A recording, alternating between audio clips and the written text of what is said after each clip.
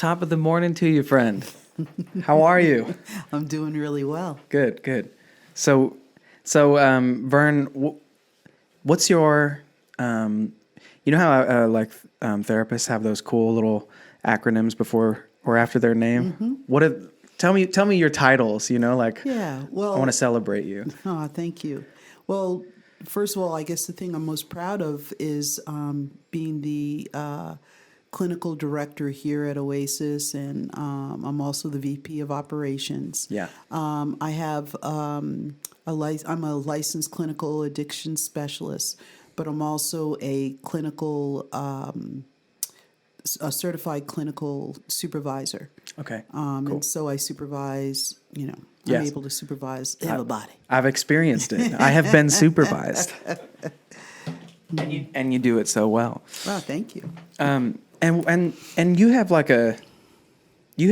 some experience with, like you decided not to drink at a certain point in your life, right? Mm-hmm. Like that was a decision that you made. So you kind of understand what it is that we're giving up sometimes when we come in here and overcome our addictions and Mm-hmm. decide to put them on the shelf and be done with them. Yeah. Do you have any, what was that experience like? Well, it's actually my coming out story. Okay. Love it. Being Pride Month. Yeah. What happened was I was married for over 20 years to a man and had no context, being older. I had no context of what it's like to, that there are other choices as far as, who you love. Yeah. And so I got a best friend that was a lesbian, and I watched her and her relationship. And it's kind of like a light bulb went on. Like, Yeah. Oh my goodness, this is what I've been longing for my whole life. And, there's a part of me that got really, really depressed prior to that. Just not knowing what was wrong. Yeah. I had crushes on women, but didn't have anything to relate it to. I didn't know what that meant. Yeah. And so I became really good friends with a lesbian woman, this lesbian couple. And I went home and came out to my husband, and said, I can't, I love you. You're a good man, but I can't live like this anymore. Yeah. And it was just, I was dying. Yeah. Inside because, I was living a life that didn't really fit me. Yeah. And so, I came out to my mom and to my daughter. My daughter was 18 at the time. And, just it broke the whole family up. And it was devastating. And it was interesting that right after I came out, I realized that I don't have to drink anymore. Wow. That part of the drinking was just numbing all kinds of feelings, all kinds of thoughts, and having nowhere to express those feelings, to express those thoughts. And so, yeah, I haven't had a drink from that point. It's been over 20 years. Oh, my gosh. And to some extent I had a high bottom, but I drank because I wanted to numb. Yeah. And I'm just so thankful that I got to a place where I no longer needed to do that. And I used AA to get sober. And on Long Island, there's a humongous, that's where I'm from, there's a humongous gay AA community. Yeah. And so I learned how to be gay and I learned how to not drink. Wow. That's so funny that when I first got sober, my introduction to Alcoholics Anonymous was through a gay friend of mine. Mm-hmm. So he kept taking me to all these gay meetings. Mm-hmm. That was like my introduction to AA. Mm-hmm. And then, I ended up, going back out and coming back in and going back out, come back in. Yeah. But wow, it's interesting hearing your story. I imagined like having an entire section of your spirit closed off and inaccessible to you. And I felt that, like, I don't know, I just felt it. I was like, wow, I can hardly imagine. Of course you would want to drink over that. Yeah. You know? And it's interesting because there's actually a kind of spiritual portion to this story. Okay. After I came out, I was considered myself a Christian woman. Yeah. And so I had this big conflict now. Yeah. You know, how can I be a Christian and be a lesbian? Right. You know? Yeah. And went a couple of years just being tormented, really, thinking that I couldn't talk to God because, you know, why would God want to listen to me at this point? Or how could God love me? And all those messages that I had inside. Well, a wonderful Episcopal minister friend of mine went to coffee right down the street at Starbucks here. And I said to him, I feel like my spiritual life has blown up because I've come out. And he said, Vern, your spiritual life has not blown up. Your spiritual life has expanded. And be that expansion, you know, and allow God to touch you in that expansion. Yeah. And that is truly what has happened. You know, Yeah.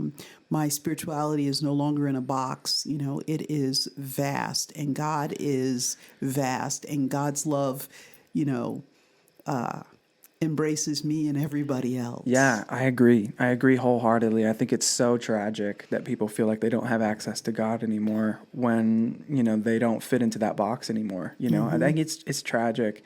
And it makes people turn away from God, you know, and or from the idea of God anyhow, you know.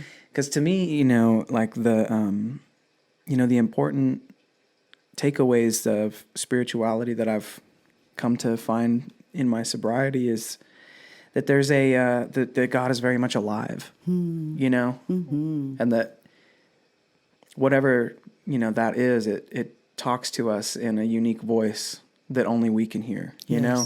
Yes. And I can tell you about my perception of God, and you can tell me about yours, and it might like enhance my own perception, but the only place I'll ever be able to see God from is right here, you know? Right here. That's the only place I'm going to be able to experience it from. Yeah.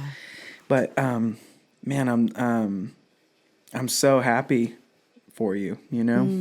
Me too. And the neat part of this story is that that best friend is now my wife. Oh my God. Yeah. Oh my God. Yeah. Oh, And that's so beautiful. You know, the fact that the day that North Carolina made it possible for gay people to marry, I went to her job and I stood outside her window. She was walking towards me, and I knelt down and I asked her if she would marry me. And she said, "Can we?" I said, "Yeah, we can now." And she said, "I don't believe you." So we had to go to the computer and see. And she had to see that we could now legally get married. And yeah, so it's a beautiful story. Painful, very, very, very, very painful. Because I was like 42 when I came out, so there was a lot of life of inner turmoil and pain. But yeah, it's a happy story. Yeah. How long have you guys been married now? We've been married. Oh, that's a good question.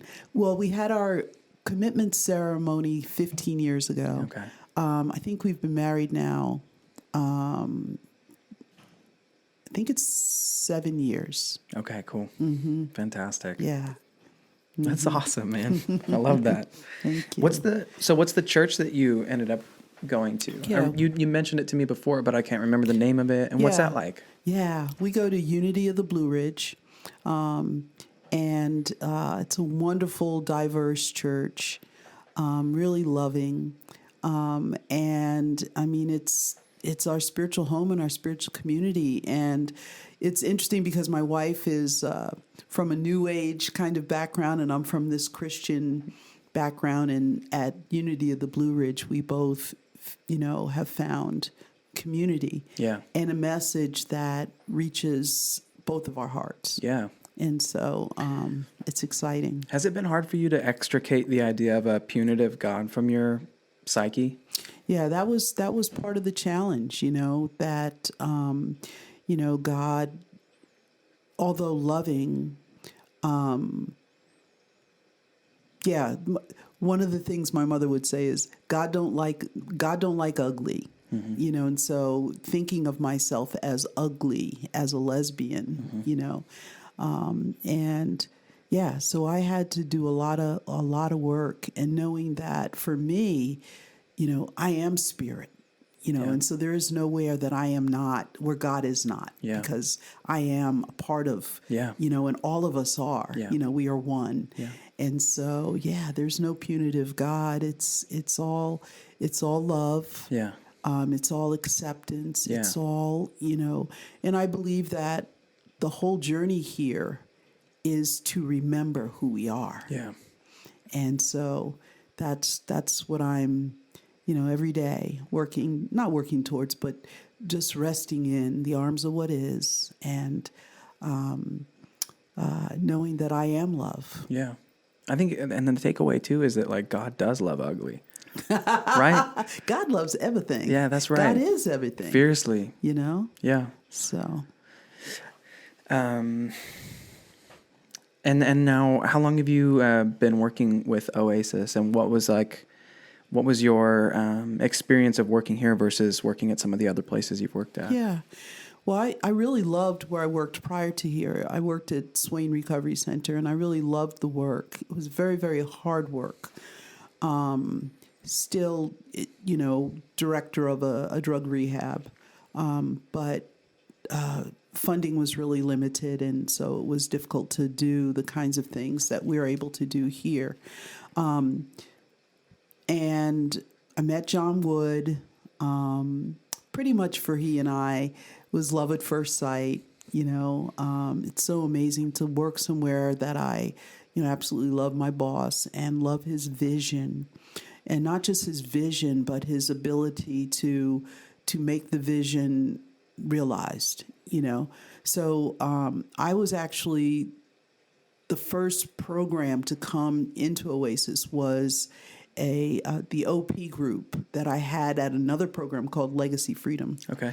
And I brought that OP group, the alumni group, here. Okay. And we were the first activity in this building. Okay, cool. And from there, I became the evening IOP. I was the evening IOP counselor. And I did that until I came here full time. So I've been working here part-time ever since the beginning. And then I became, you know, full-time. And John and I kept, you know, I want to work there full-time. Like, yeah, it's not time yet, you know.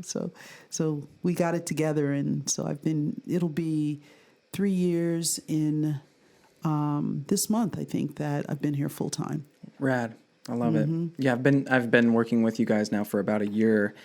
And I've never worked for another treatment center before, you know. I'm in recovery myself, as you well know. And I know that this place is special. I can see it. I can see what we do for the clients and stuff. But I have nothing to compare it to. Well, this is a pretty amazing place. I think the biggest deal for me was to help create a place,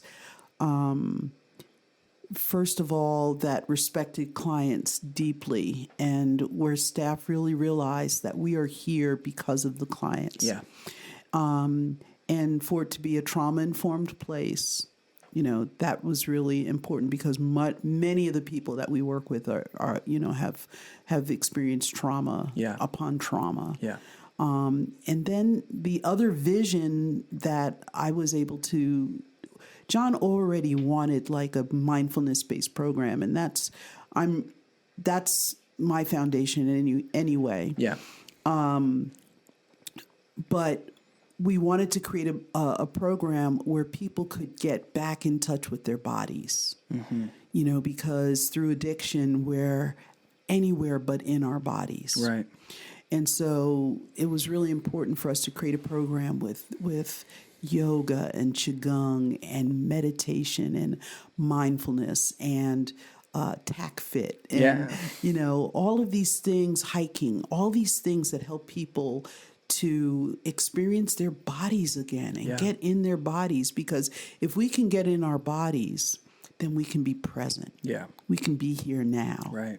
You know, and so, you know, that's why we're so special. We have the best clinicians in the world, Yeah. best staff around, and clients tell us all the time how the staff are just so helpful and so loving and so accepting. Yeah.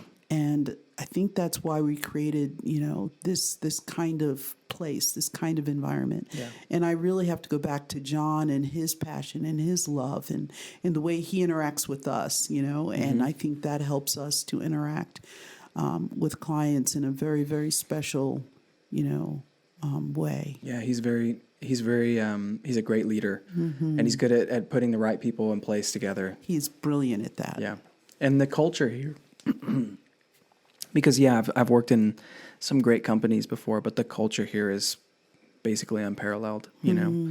If you can find people, like you said, that the clients say that we're very caring, that we're very helpful, that we're very invested and present with them. If you can create a culture where that's possible by having people that are, appreciative of the fact that they get to be there and do that, that's a rare thing to find, Yeah, and it's so amazing because John attributes the culture to me, and he wants to create this culture in other programs, and that's going to be my work to help create the culture that we can, create a container, a safe container for people to do their healing work. Yeah. And that's what this is all about. Yeah. It's been very healing for me to work here, as a person in recovery. Sometimes I'm like watching you or, one of our other clinicians lead a group, and I'm like, I feel like I need to be in this group, But it's been an incredible journey here with Oasis, and I'm so thankful that you guys created this culture. Thank you. And I know that the clients are too. Vern, thank you so much for telling me a little bit of your story. I appreciate you. Thank you. I love you very much. Love you, James. All right. All right. Thank you.